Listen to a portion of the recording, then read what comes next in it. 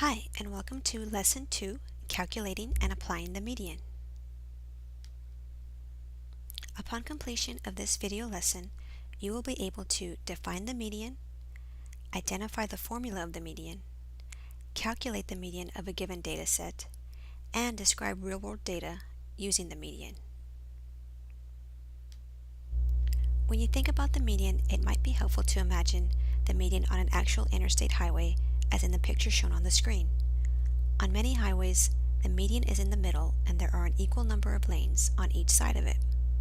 With that said, in a given set of values, the median is the point at which there are an equal number of values that lie above and below it. Thus, the median is truly the middle point of the data set.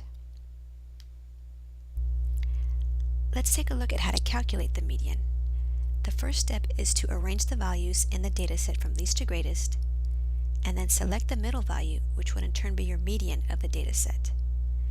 Data sets with an odd amount of values will only have one middle value.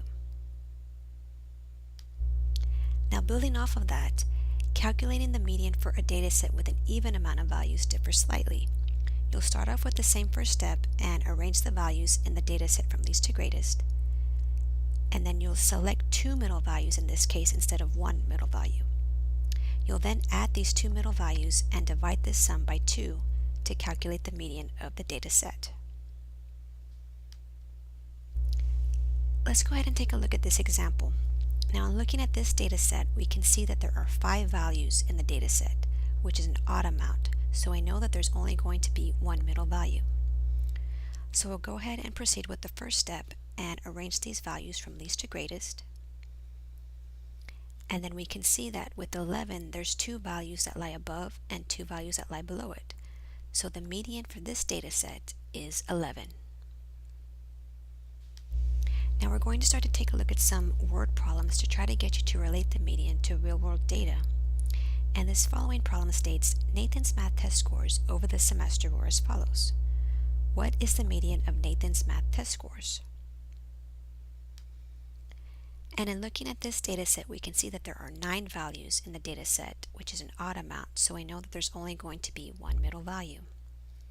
So we'll go ahead and proceed with the first step and arrange these values from least to greatest.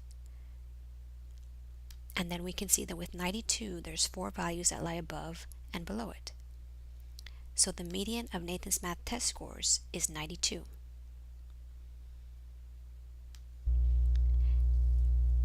And in this last example, it states the following times in hours were recorded for 4 participants in a marathon race.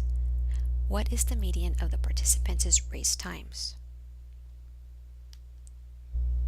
And looking at this data set, we can see that there are 4 values in the data set, which is an even amount of values. So we know that there's going to be 2 middle values in this data set.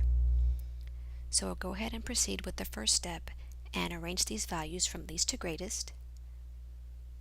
And then we'll see that 3.5 and 5.1 are going to be our 2 middle values because there's one value that lies above and below them. And so our next step is going to be to add 3.5 and 5.1 to get 8.6, and then we're going to divide this sum of 8.6 by 2 to get 4.3.